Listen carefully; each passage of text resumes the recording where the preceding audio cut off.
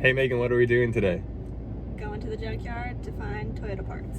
She's totally team Toyota. All right, so we're at the junkyard today, hoping to find some cool Toyota parts. Don't really need anything specific, just a couple of interior parts. So we'll see what they have. One of the things I needed for my truck were these radio brackets, so I'll be taking these for sure. And also this one has slightly less molested wiring, so maybe I could see how my wiring behind my stereo should look. So this is the power wire for the cigarette lighter that my truck is missing. I know this is just a normal wire with a female end, but I want to take it anyway. And then I also need this little diffuser plate, I guess, for the inside of my HVAC unit in my truck, because mine's missing it in front of the bulb. I don't know if it's supposed to be bent like that, but it kind of looks like it's built that way, so there we go. All right, so this 4Runner has a nicer plate here for the HVAC unit, and it had a cigarette lighter harness, which I need to fix the wiring behind my stereo.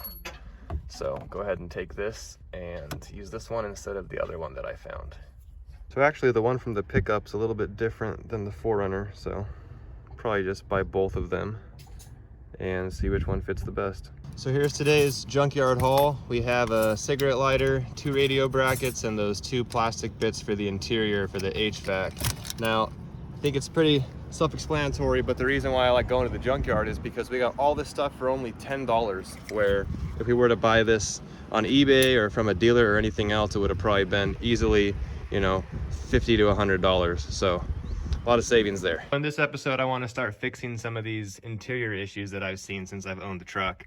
One of them being that the wiring harness behind the stereo is kind of jacked up. So you can see that the previous owner kind of had an affair with wire nuts there, which is not acceptable.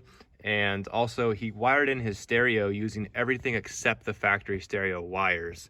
So these actually weren't even used to wire in the stereo. He instead tapped into the cigarette lighter and the actual the bulb behind this HVAC unit here. So when you would push the cigarette lighter in to charge it, for a lack of better words, it would actually turn on that light that lights up the HVAC unit.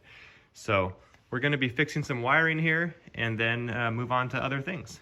Also, I want to do some test fitting of the shifters and hopefully get them installed. Looking at the cigarette lighter that I pulled from a 90s 4Runner at the junkyard, we can see that the HVAC bulb is wired in with a black and red and a green wire.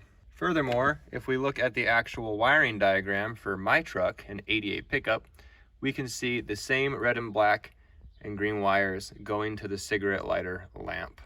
So, if we take a look over here, behind the stereo console, I have found the red and black wire, and I have actually traced it out to the light dimmer, which is right here.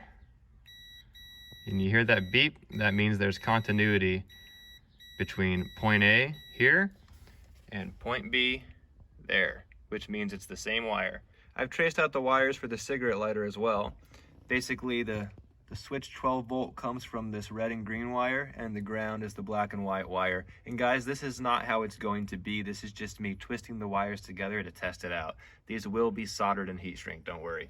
So anyway, I put the cigarette lighter into there, and I can verify that it does get hot. So we now have a working cigarette lighter / 12 volt port. Oh, I feel so dumb. I was in here trying to figure out why these lights wouldn't turn on for the cigarette lighter and the HVAC unit, and it's because they're wired into a fuse that was blown. This guy right here, the tail fuse. So replace that, everything's good. Now I just need to slightly hack up this harness because it won't work on my truck how it is. Because you can see this has this HVAC bulb on it, but mine has its own harness for that right here that wires into the back of this. So probably just take this out and just leave the rest of it as it is, because you can see the lights working here. And one other thing I noticed was I think this connector for the dimmer switch is actually bad, because if I just wiggle it just a little, watch the lights. Just barely moving that thing. So At least I know now, I can probably fit a zip tie around that, and then around the back of it. But at least I know now if my lights are flickering, it's not an actual wiring fault, it's an issue with the plug here. I modified the harness and now we're going to wire in the cigarette lighter lamp.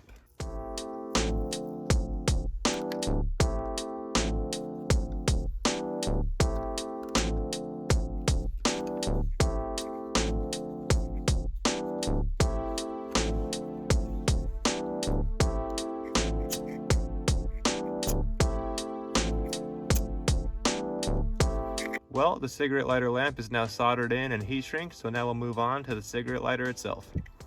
The cigarette lighter is installed. I just need to pull this heat shrink down and shrink it to the wire. And then I'm going to wrap up this harness with some electrical tape. All right, so we got the harness all wrapped up here for the cigarette lighter and the cigarette lighter lamp. It's a lot better than it was before, a lot less stray wires hanging around here. Also, I removed those wire nuts and soldered and heat shrinked these wires back together. The only reason I can think of as to why they would have cut these wires is maybe the plug was hard to get to or something, and they just didn't feel like doing it. So instead of unplugging it, they just cut the wires and used wire nuts. Overall, very lazy approach, but it's all fixed now. Since I fixed those wires, I'm gonna go ahead and reinstall this dash frame now, or whatever you want to call it. And also I got some other new parts as well. So the HVAC for turning on the heater is missing the cable. So I went ahead and bought a new cable for it. And in case you need this same part, this is the part number. And also it's held in with a clip, and this is the part number for the clip if you need that. So you can order these parts new. They're still available from the dealer. So that's the clip or the clamp, and that's the cable. I also got 3 quarts of gear oil for my transfer cases. We'll be filling those up today, and some bulbs for little odds and ends in the interior.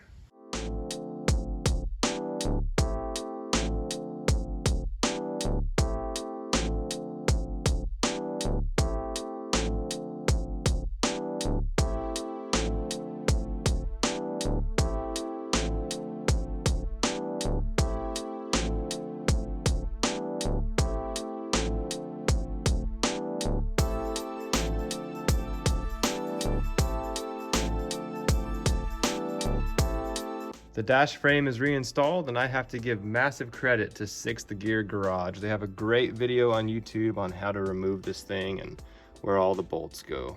So one other thing I did while I was in here, I replaced that HVAC cable that you can see in there, the blue cable.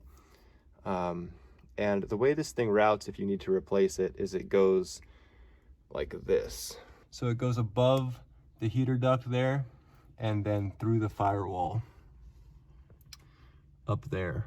Once you push it through the firewall, you can put the coiled end of it on the end of the lever for the heater valve there, and then there's this little clamp that's gonna go over the actual sleeve of the cable and then clamp on the other side of this, so it like pushes down like that.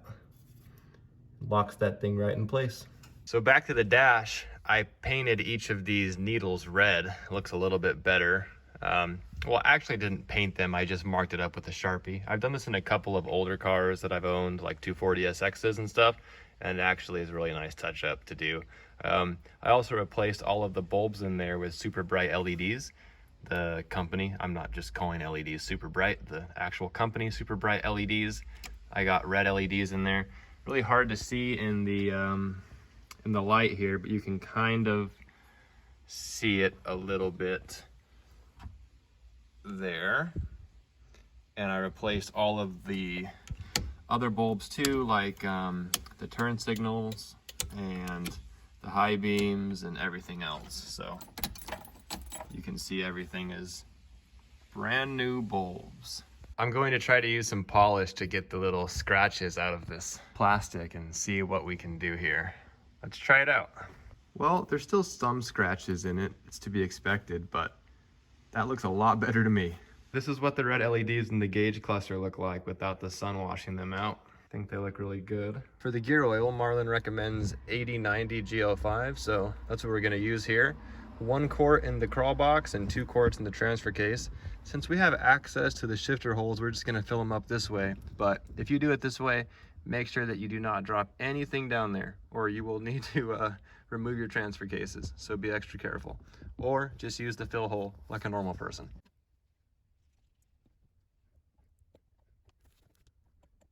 And since we're already here, I'm going to install this oil slinger slash baffle plate as well. So this goes into your shifter housing like that. And there should be a gasket on each side of it. We're just gonna use a little bit of RTV. All right, the crawl box shifter is installed. We're letting that RTV sit for about 1 hour, then we'll torque this thing down. Now we're gonna start cutting out more metal to fit my twin sticks. I'm trying to cut out just the right amount so that there's not too much and there's not too little. I could have used a hole saw, but I kind of wanted a little bit more precise of a fit. So I just finished shaping the hole for the twin stick. I didn't mention it before, but I'm using a Dremel for this. So I'm using this grinding stone as a shaping bit, and I'm using a cutting wheel to make out the big cuts. But you guys think it's gonna fit? I personally don't, but let's see what happens. Well, they almost fit, but they didn't. These 2 tabs that I made are gonna have to go. So I'm gonna need to find another way to mount the ring that holds this shifter boot down. If I can find it, here it is. I have to be really careful not to drop anything in that hole, but you see this thing kind of sits on here like this, and I was thinking I would bolt it down to the tabs.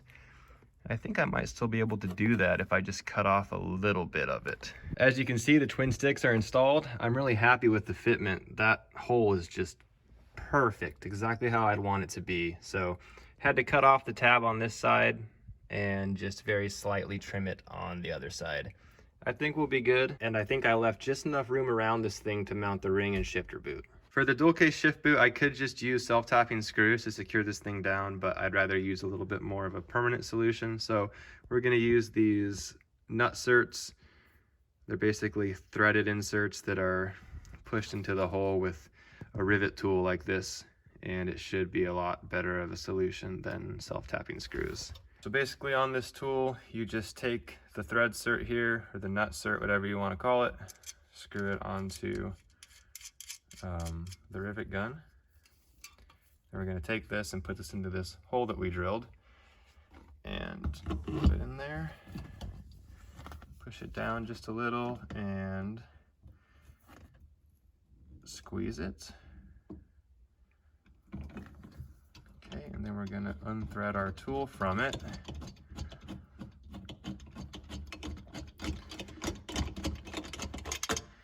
Now we have a threaded insert there for the shift boot.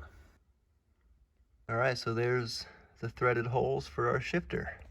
Well, here's the finished product with the twin sticks and the twin stick boot. We have all 4 of the holes with a nut cert inside of them, and we have a fully functional twin stick setup and shifter boot. What the hell is this thing? Oh, just some thread or something. But anyway, yeah, it looks great. I'm super happy with the result there.